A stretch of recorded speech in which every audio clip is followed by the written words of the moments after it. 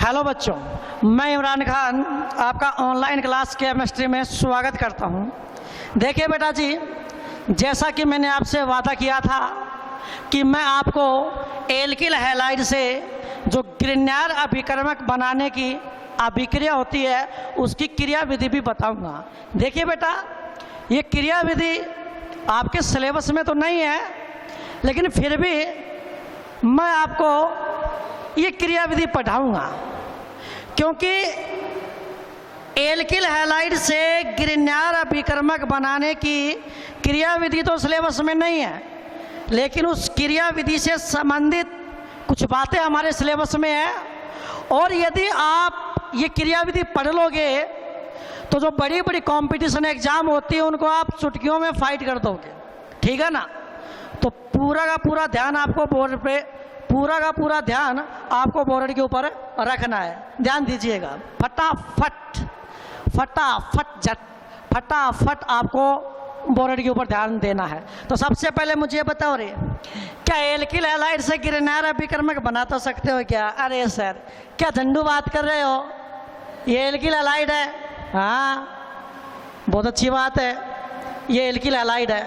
और सर, जब alkyl halide की अभिक्रिया मैग्नीशियम धातु के साथ और शुष्क ईथर की उपस्थिति में करते हैं तब प्रोडक्ट क्या बनता है?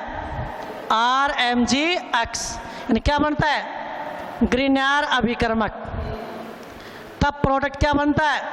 ग्रिग्नार अभिकर्मक बनता है। अब मैं आपको इस अभिक्रिया की क्या बताऊंगा? क्रिया विधि, मैकेनिज्म, क्रिया विधि बताऊंगा, ठीक है ना। अरे झंडुओं, ये क्रिया विधि तो हमारे सिलेबस में नहीं है, लेकिन इस क्रिया विधि से संबंधित बहुत प्यारी प्यारी बातें हमारे सिलेबस में हैं। तो पूरा का पूरा माइंड ओपन करके बैठ जाना। और आपकी जानकारी के लिए बता दूं बेटा, क्रिया विधि में आप अपना दिमाग नहीं लगा सकते। देखिए, आपकी जानकारी के लिए बता दूं, क्रिया विधि में आप खुद का दिमाग नहीं लगा सकते। देखिए, क्रिया विधि में होता क्या है, पहले प्रोडक्ट बनता है, पहले रिएक्शन करवाई जाती है, प्रोडक्ट बनता है, प्रोडक्ट बनने के बाद क्रिया विधि की कल्पना की जाती है कि शायद ऐसा हो रहा होगा। और समझ गए क्या? जैसे मान लो आप बच्चों ने, कोई बच्चा है जिसने बाहर जाकर किसी के साथ बदमाशी कर ली और वो मार खाई, वहाँ पर उसने बहुत ज़्यादा मार खाई है, लेकिन जब हमारे पास आता है तो एक मनगढ़ंत कहानी हमें सुनाता है और उस कहानी पर हमें विश्वास करना पड़ता है, क्योंकि वो घटना हमने देखी नहीं है ना, क्योंकि वो घटना हमने देखी नहीं है। तो सेम वही बात है बेटा, जब भी कोई भी रिएक्शन करवाई जाती है तो पहले रिएक्शन होती है, फिर प्रोडक्ट बनता है, और प्रोडक्ट बनने के बाद क्रिया विधि की कल्पना की जाती है। समझ गए कि नहीं समझ गए? तो अपन इसकी क्रिया विधि स्टार्ट करते हैं, इसकी मैकेनिज्म स्टार्ट करते हैं। करें भाई। तो इसकी क्रिया विधि में सबसे पहले जो मैग्नीशियम धातु है, चूंकि मैग्नीशियम क्या है? धातु है, और धातु की आदत होती है लपक के इलेक्ट्रॉन देना, तो मैग्नीशियम जल्दी से क्या करेगा? एक इलेक्ट्रॉन का त्याग करेगा, और मैग्नीशियम के ऊपर क्या आ जाएगा? प्लस। प्लस क्यों आया है? प्लस क्यों आया है? क्योंकि मैग्नीशियम के बाह्यतम कोश का एक इलेक्ट्रॉन निकला है। मैग्नीशियम के बाह्यतम कोश का एक इलेक्ट्रॉन निकल गया है। इसका मतलब मैग्नीशियम के बाह्यतम कोश में एक इलेक्ट्रॉन की कमी हो गई है। तो ये जो प्लस है, ये तो बाह्यतम कोश में एक इलेक्ट्रॉन की कमी को बताता है, लेकिन हम जानते हैं कि मैग्नीशियम के तो बाह्यतम कोश में 2 इलेक्ट्रॉन हैं।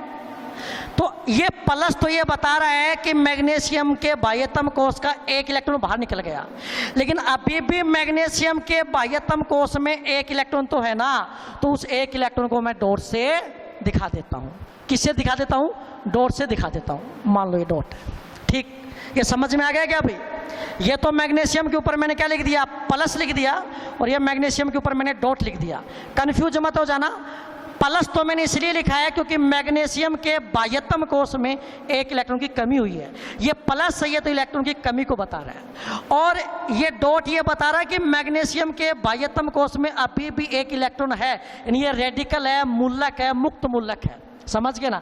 यानी ये प्लस है, ये तो इलेक्ट्रॉन की कमी को बता रहा है, और ये जो डॉट है ये मूलक यानी रेडिकल, फ्री रेडिकल, मुक्त मूलक को बता रहा है। अरे आगे क्या बेटा बात समझ में? कोई दिक्कत वाली बात नहीं है। हाँ, अब आपके दिमाग में क्वेश्चन आया कि सर मैग्नीशियम के तो बाह्यतम कोष में 2 इलेक्ट्रॉन है, कि सर मैग्नीशियम के तो बाह्यतम कोष में 2 इलेक्ट्रॉन है, आपने दोनों के दोनों इलेक्ट्रॉन क्यों नहीं निकाले? आप ऐसा भी तो कर सकते थे कि मैग्नीशियम धातु है, धातु की आदत होती लपक इलेक्ट्रॉन देना, ये 2 इलेक्ट्रॉन निकालता और इसके ऊपर +2 चार्ज आ जाता। लेकिन मैंने क्या कहा, पहले प्रोडक्ट बनता है, पहले प्रोडक्ट बनता है, प्रोडक्ट बनने के बाद क्रिया विधि की कल्पना की जाती है कि शायद ऐसा हो रहा होगा। तो पहली स्टेप में तो क्या होगा, मैग्नीशियम, ध्यान में रखना, बहुत इंपॉर्टेंट बात है, बहुत इंपॉर्टेंट बात है, बहुत इंपॉर्टेंट बात है। अगर यहां गलती कर दी तो करी थी।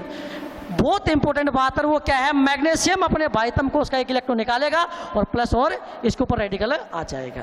ठीक, अब ये इलेक्ट्रॉन सुनना, अब ये इलेक्ट्रॉन भागा भागा किसके पास जाएगा? ये मान लो फर्स्ट स्टेप है, अब ये सेकंड स्टेप है। अब ये इलेक्ट्रॉन भागा भागा किसके पास जाएगा?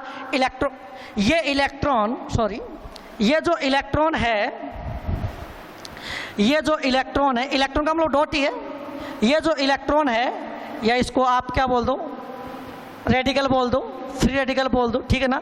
ये इलेक्ट्रॉन है, ये भागा भागा, इलेक्ट्रॉन ही लिख देता हूं, ये इलेक्ट्रॉन है, ये भागा भागा किसके पास जाएगा? एल्किल हैलाइड के पास। अब जैसे ये एल्किल हैलाइड के पास जाएगा ना, तो चूंकि ये इलेक्ट्रॉन है, इस इलेक्ट्रॉन और इस बॉन्ड के जो दोनों इलेक्ट्रॉन, इस इलेक्ट्रॉन और इस बॉन्ड के दोनों इलेक्ट्रॉन के बीच में क्या लगेगा? प्रतिकर्षण। तो जिससे बॉन्ड के दोनों इलेक्ट्रॉन किसके पास चले जाएंगे? हैलोजन के पास, और हैलोजन इनको लेकर फिर हो जाएगा, यानी बाहर क्या निकल जाएगा? X minus. तो ये हैलोजन, ये जो हैलोजन है, ये इस बॉन्ड के दोनों इलेक्ट्रॉन लेके अक्स माइनस के रूप में निकल गया।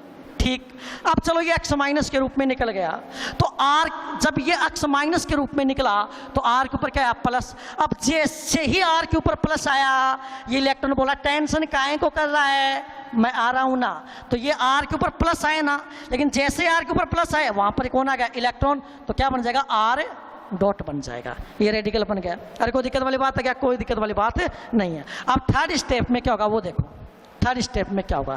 थर्ड स्टेप में क्या होगा बेटा? एक तो कौन है? आर डॉट प्लस, एक कौन है? एम जी डॉट है और क्या है? प्लस है, और एक कौन है? X minus. अब बताओ, इस एम जी प्लस और एक्स माइनस के बीच में तो एक आयोनिक बॉन्ड बन जाएगा एम जी एक्स, तो ये तो कौन सा बंद हो जाएगा? आयनिक बंद। कोई दिक्कत है क्या? लेकिन इधर क्या है? एम जी के ऊपर डॉट रेडिकल, और इधर भी आर के ऊपर क्या है? Dot radical. यानी एम जी और आर दोनों एक एक इलेक्ट्रॉन की क्या करेंगे? साझेदारी, और इलेक्ट्रॉन की साझेदारी के फलस्वरूप यहां पर भी एक बॉन्ड बन जाएगा, और वो बॉन्ड कैसा होगा? सह संयोजक। लेकिन वास्तव में आपको बता दूं कि ये जो बॉन्ड होता है, ये 50% तो सह संयोजक होता है और 50% क्या होता है? आयनिक होता है। तो ऐसे ये प्रोडक्ट बनता है बेटा क्या? R M G X. याद कर लेना, R M G X, Grignard अभिकर्मक में एम जी और एक्स के बीच का जो बंध है वो तो आयनिक बंध होता है। ये तो आपको वैसे भी समझ में आ रहा है। देखो ये मेटल और ये क्या? Non metal. ये तो क्या है? धातु, और ये क्या है? अधातु। धातु और अधातु के बीच में आयनिक बंध बनता है। और आर और एम जी के बीच में कौन सा बंध है? सह संयोजक बंध है।